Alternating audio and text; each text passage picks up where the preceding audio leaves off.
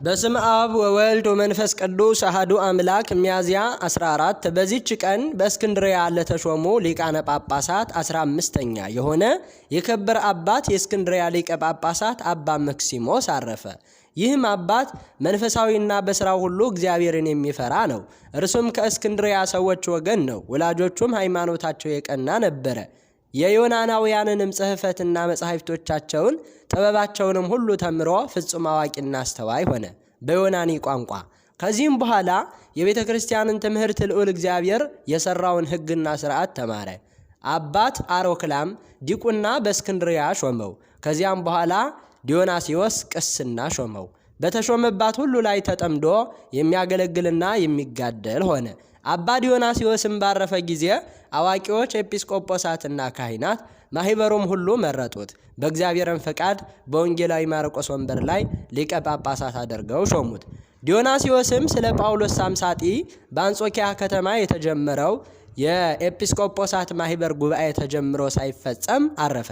ይህም አባት መክሲሞስ በተሾመበት ወንበር በተቀመጠ ጊዜ በማህበሩ ጉባኤ ስለተወሰነውና ከሃዲው ጳውሎስ ሳምሳጢን እንዳወገዙት ከጉባኤው ሹማምንት መልእክቶች ወደ እርሱ ደረሱ። በትምህርቱ ያመኑትንም መልእክቶቹንም ካህናቱ በአንድነት በተሰበሰቡበት አነበበው።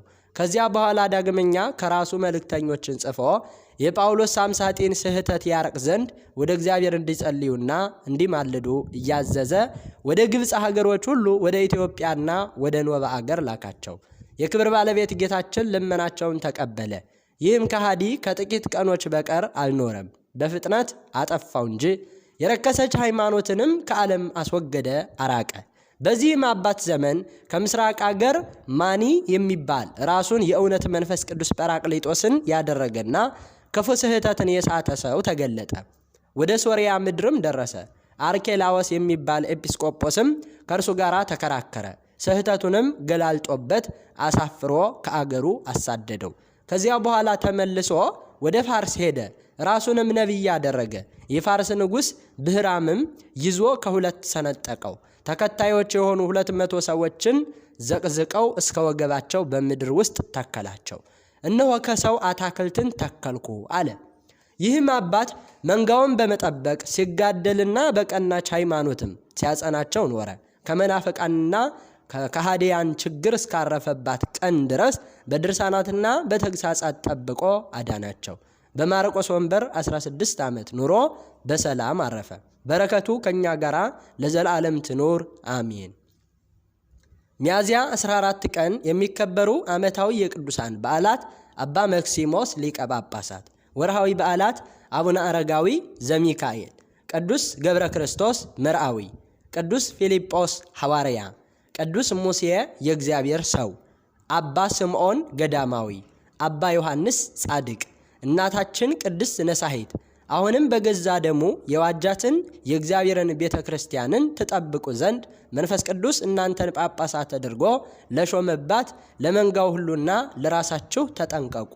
ከኔ በኋላ ለመንጋይቱ የማይራሩ ነጣቂዎች ተኩላዎች እንደሚመጡ እኔ ያውቃለሁ።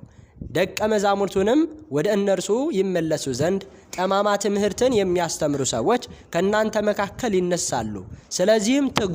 እኔ ሁላችሁንም ሳስተምር 3 ዓመት ሙሉ ሌሊትም ቀንም እንባዬ እንዳልተጋገዝ አስቡ።